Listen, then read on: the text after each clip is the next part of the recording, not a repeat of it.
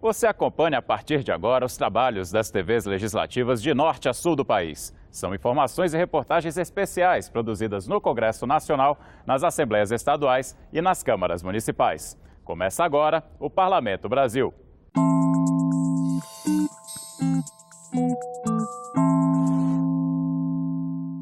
Uma pesquisa realizada pela Universidade Estadual do Ceará revela que medicamentos utilizados para o tratamento do transtorno de ansiedade causam dependência, especialmente nas mulheres, as principais vítimas desse tipo de transtorno.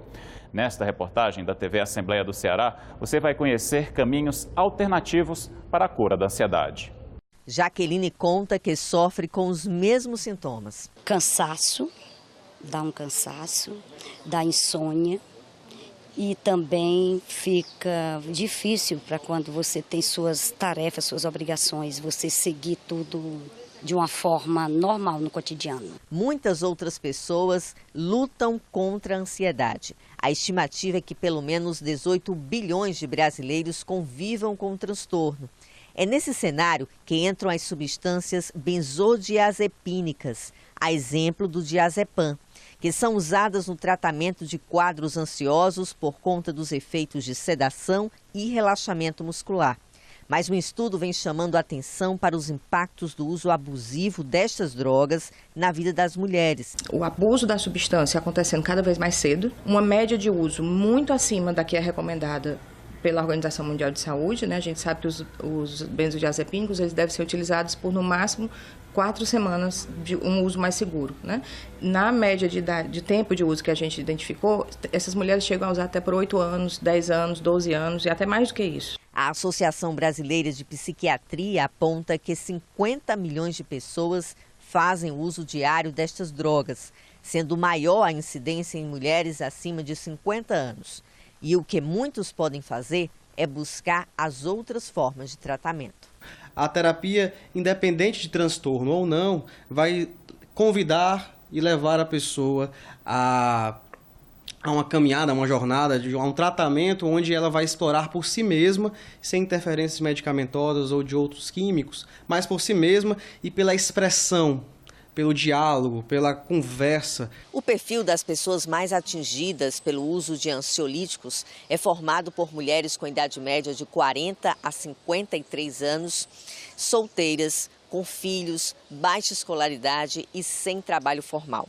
Além disso, entre as mulheres ouvidas pela equipe, 55% não trabalham e mais de 76% disseram que têm renda familiar inferior a 2 salários mínimos. A pesquisa mostra que esse perfil está mais sujeito ao transtorno por conta da falta de acesso a outros recursos, como terapias baseadas na escuta, por exemplo. Mas no município de Fortaleza, a rede de atendimento está em ampliação, como explica a psicóloga do CAPS, da Regional 2. A gente está agora com as equipes, né, as equipes que vão estar atuando nos NASFs, né, e além do posto de saúde também, a gente tem aqui o serviço especializado, o CAPS, que é voltado para pessoas com transtornos mentais graves, severos e persistentes. Como resultado, o estudo constatou que, na maioria das vezes, são os eventos da vida cotidiana os responsáveis pelos sofrimentos psíquicos. Por isso, é preciso refletir sobre a realidade de cada um.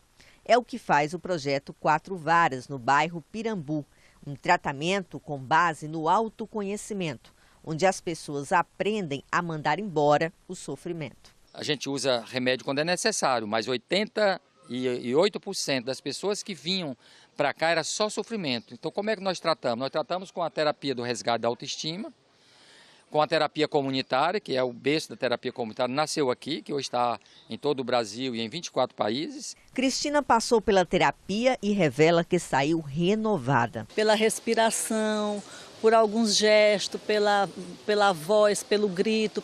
Você expressa e a gente faz isso vendado para que não haja bloqueios, os nossos bloqueios mesmo naturais.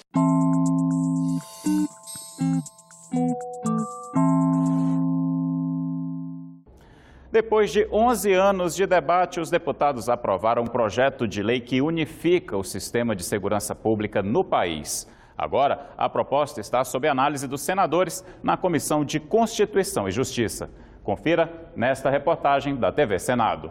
O agravamento da violência no país reacendeu um debate que estava parado no Congresso: a criação de um Sistema Único de Segurança Pública no Brasil. O objetivo da proposta, que acaba de chegar da Câmara ao Senado, é a integração dos vários órgãos de segurança, como as polícias federal, civis, militares, rodoviárias e ferroviárias, bombeiros, guardas portuárias, institutos de medicina legal e órgãos do sistema penitenciário. A coordenação do sistema deverá ficar por conta do Ministério Extraordinário da Segurança Pública. Estados, municípios e o Distrito Federal serão responsáveis pelos seus projetos individuais. Eu creio que esse sistema único de segurança pública seja mais um eco da situação catastrófica que o país vive no domínio da segurança pública. Isso já deveria ter ocorrido, essa integração, essa uniformização, compartilhamento de informações, padronização de registros de ocorrência, tudo isso já deveria estar na ordem do dia há décadas atrás. Para nortear e dar base ao Sistema Único de Segurança Pública, o projeto também cria uma política nacional. É ela que vai trazer objetivos, diretrizes e estratégias para a prevenção à violência, o combate ao crime e o fortalecimento dos mecanismos de investigação. Na implementação da política nacional e do Sistema Único, está previsto um sistema de informações e de gestão, que inclui o acompanhamento de políticas de segurança pública e defesa social, a reunião de dados de segurança, prisionais, de rastreamento de armas e munições, de material genético, de digitais e de drogas, a educação e a valorização do profissional de segurança, a Rede Nacional de Estudos em Segurança Pública e um programa de qualidade de vida para profissionais do setor. O Sistema Único de Segurança é um sistema importante, porque nós temos que avançar na integração do Sistema de Segurança Nacional, trazendo municípios, estados e governo federal para funcionarem harmonicamente e se complementando na sua atuação em favor da sociedade. A ideia é que os órgãos envolvidos de todas as esferas trabalhem com estratégias comuns e realizem ações conjuntas, inclusive com a participação do Sistema Brasileiro de Inteligência, mas respeitando os limites da competência de cada um. Eles também vão partilhar o registro de ocorrências policiais. O projeto define ainda que sejam elaborados planos nacionais de segurança de 10 em 10 anos. Os estados e os municípios terão 2 anos para criar os seus programas ou ficarão sem recursos do governo federal. Para o financiamento, o projeto prevê a utilização dos fundos da segurança pública já existentes. O sistema de segurança, ele tem recursos do Ministério de Segurança, o novo ministério, e tem também os fundos que compõem o sistema de segurança. Portanto, não há nenhum tipo de recurso novo a ser discutido. Na verdade, nós estamos falando da estruturação de um sistema que vai funcionar em harmonia e vai dar condições de mais efetividade na ação policial. Mas o líder do bloco da minoria no Senado afirma que os recursos não são suficientes. Nós precisamos buscar uma fonte estável, expressiva, nova, que possa garantir recursos a essas políticas de segurança pública. É importante também para que nós tenhamos esses recursos desconcentrados, que o financiamento também possa vir a ser uma coisa conjunta, que todos apliquemos, todos os entes apliquem esses recursos. Também está prevista a criação de conselhos para acompanhar e fazer recomendações sobre as atividades de segurança pública. Eles serão compostos por representantes dos órgãos ou entidades integrantes do SUSP, do Poder Judiciário, do Ministério Público, da Ordem dos Advogados do Brasil, da Defensoria Pública, de organizações sociais e de profissionais de segurança pública. Eles terão mandatos de 2 anos com direito à recondução do cargo. Neste ano, mais uma vez, o voto feminino vai ser objeto de disputa entre os candidatos. E não é à toa, elas podem definir as eleições. São a maioria do eleitorado, 52%. Mas esse índice não se reflete aqui no parlamento. Ainda temos poucas senadoras e deputadas. Saiba mais nesta reportagem da TV Câmara. A Isadora tem 16 anos e está ansiosa para votar pela primeira vez. Ela ainda não sabe quais serão os candidatos, mas já está de olho. Eu estou pesquisando muito, lendo muito, porque eu acho que o voto faz toda a diferença, ainda mais nessa situação política que a gente se encontra. Então, eu quero muito votar para fazer a diferença, para tentar mudar o país pelas coisas que eu acho, pelos meus ideais. Foi em 1932 que o Código Eleitoral brasileiro permitiu às mulheres votarem e serem votadas. Mas o voto não era obrigatório. A eleitora tinha que ter mais de 21 anos e ser alfabetizada, o que não era tão comum. A obrigatoriedade do voto foi estendida às mulheres só em 1946, mas a abertura para valer veio só com a Constituição de 1988, que permitiu o voto sem restrições para mulheres e homens. Dona Elodie tem 93 anos. Por causa da idade, ela não tem obrigação mais de comparecer às urnas, mas sabe que é preciso votar com consciência. Dona Elodie lembra quando votou pela primeira vez. Eu comecei a votar já depois de casada há muito tempo. Mulher não votava, não. Mulher não tinha vez em plenário, nesse negócio de deputado, de senador. Por que mulher é senadora, deputada? Como hoje em dia, não. No meu tempo não tinha isso, não. Atualmente, as mulheres representam 52% do total do eleitorado do país. Para a historiadora Tereza Cristina, o voto feminino foi uma grande conquista, resultado da insistência de muitas mulheres e também de homens, que acreditavam que não seria justo privar a população feminina da participação na política. É preciso que mais mulheres se interessem e que o sistema político as abrigue, ofereça condições institucionais para que elas tenham competitividade. Tá?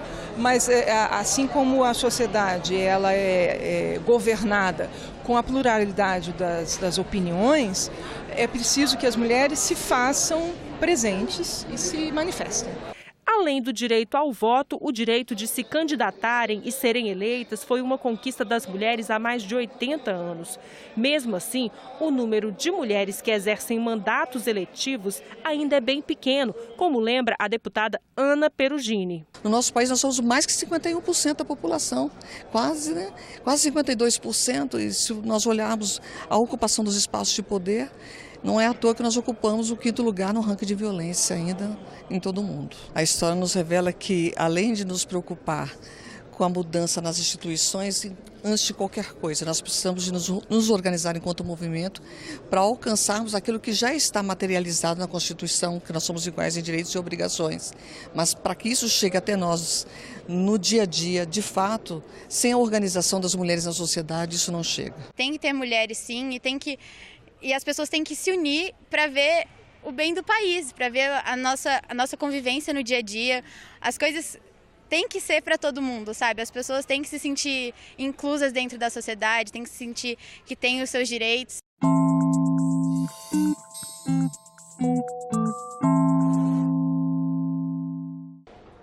No quadro Vitrine de hoje, você vai conhecer o Arco do Teles. Construído no centro da capital fluminense para facilitar o comércio, ele se tornou patrimônio arquitetônico da cidade. E quem nos leva por esta viagem pela história brasileira é a TV Assembleia do Rio de Janeiro.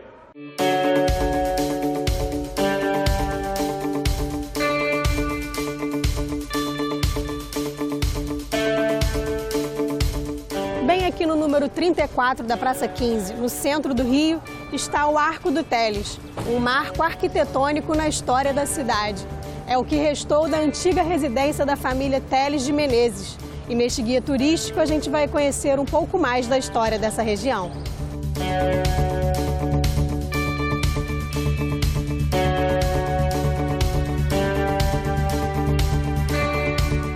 A gente está aqui na Travessa do Comércio e eu estou com o Gilberto, que é coordenador da exposição permanente da LERJ, e é ele que vai contar para a gente um pouco mais da história aqui do Arco do Teles. Tudo bem, Gilberto? Tudo bem, Flávia. Conta para a gente como que surgiu aqui essa região e esse arco. Esse conjunto de edificações em estilo colonial, ele foi construído para a família Teles de Menezes, uma família de grande influência no Rio de Janeiro da época. O engenheiro responsável foi o João Aipolim e foi aberto um arco nesse pequeno espaço aqui para facilitar a circulação de mercadorias, né, para facilitar o comércio. Esse arco ele tem o objetivo de ligar o Largo do Carmo, que atualmente é a Praça 15, até a Rua da Cruz, que é a atual Rua do Ouvidor. Essa família Teles de Menezes, uma família com grande influência, eles tinham o monopólio de um juizado de órfãos aqui nesse espaço. E a família era grande proprietária de terras, principalmente em Jacarepaguá e na Baixada Fluminense. E em 1790 houve um incêndio aqui nesse espaço, onde era o arquivo da Câmara e do Senado. Foi perdida uma documentação de grande importância, documentação assim relacionada aos primórdios da cidade, a recibos, né, de impostos e de registros de imóveis. Esse espaço aqui é um espaço que hoje ele consegue se harmonizar com o Rio de Janeiro contemporâneo. Ele é um espaço que está situado no corredor histórico do Rio de Janeiro, com vários prédios importantes, cercado por igrejas belíssimas. Bem aqui na esquina da Travessa do Comércio com a Rua do Ouvidor está a Igreja Nossa Senhora da Lapa dos Mercadores. Eu estou aqui com a Marcele, que vai falar para a gente um pouquinho da história aqui dessa igreja. Tudo bem, Marcele? Como que surgiu assim, essa igreja? Essa igreja é do século XVIII. Ela foi construída entre os anos de 1753 e 1775, período do qual o Brasil ainda estava na colônia, e também lembrando que o Rio de Janeiro ainda não era a capital da nação. O Rio passa a ser capital apenas em 1763, então é um período anterior. Interessante também constar que essa estrutura da igreja ela foi formada através do trabalho dos mercadores. É por isso que a igreja se chama Nossa Senhora da Lapa dos Mercadores. É interessante a gente constar que a rua hoje do Ouvidor sempre fora, sem dúvida alguma, um palco de mercado e mais tarde, principalmente no século XIX, palco de cenas literárias e também de cenas políticas, também muito importante para a nossa história brasileira. E falando um pouco mais da arquitetura aqui da igreja. Então, ela tem uma forma elíptica e toda a ornamentação dela é em estilo rococó tardio. Outra coisa interessante é que a igreja ela tem 2 andares. O primeiro, ela está preservando, sem dúvida alguma, o seu estilo colonial. Embora o segundo andar, ela já tenha uma mescla de estilos a partir do momento que, no século XIX, ela sofre inúmeras reformas.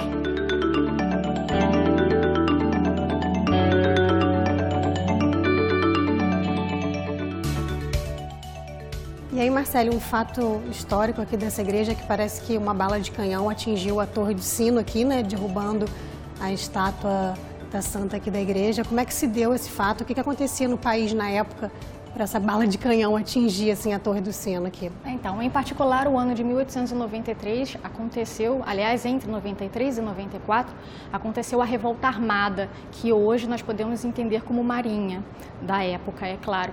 E a Marinha, ela se rebelou contra Floriano Peixoto, o nosso segundo presidente da República. E o interessante também é que o projétil realmente ele bate no campanário da igreja, fazendo com que a estátua da santa caísse. E além, o que é interessante na igreja, né, que guardam-se dois desses objetos, tanto o projétil, que é preservado, quanto a santa, que foi considerado um milagre por ter caído. Era uma santa pesada, sem dúvida alguma, um monumento rico e pesado. E aí, quando ela cai, só quebra o dedo indicador e o polegar. Então, a região, né, a população da região crê que seja um milagre. E aí, a igreja certamente passa também a ter como projeto de fé esse tipo de milagre, né?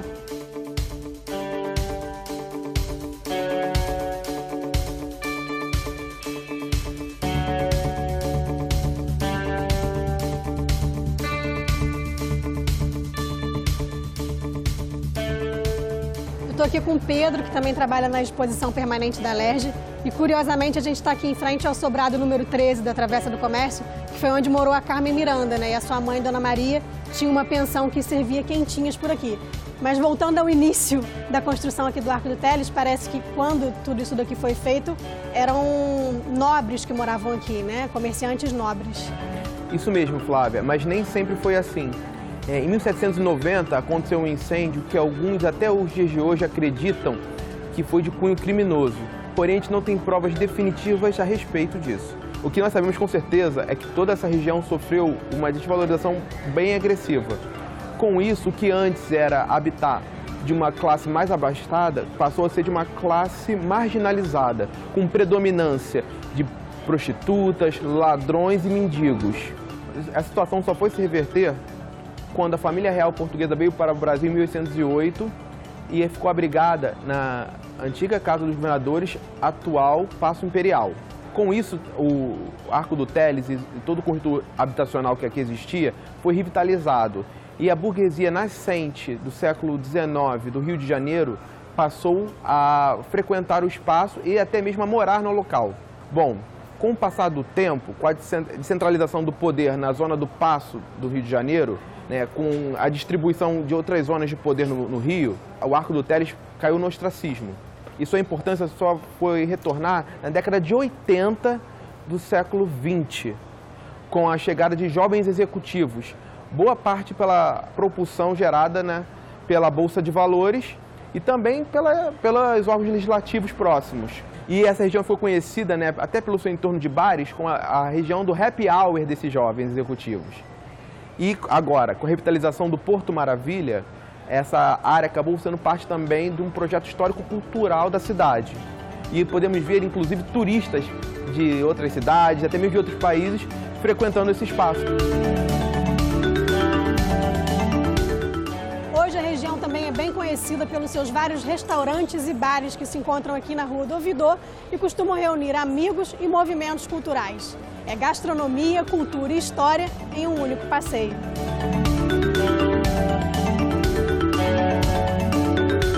É muito importante a população conhecer esse espaço, principalmente pelo legado histórico desse espaço. Aqui em frente ao Arco do Teles, nós temos aqui a Praça da República, logo depois o Palácio Tiradentes. Então você compreende que esse complexo de edificações coloniais aqui, eles são coadjuvantes da história do Brasil. Eles representam muito bem o nosso passado e o povo do Rio de Janeiro passa a se acostumar com essa convivência sadia que você tem da arquitetura do século XVIII com a arquitetura contemporânea.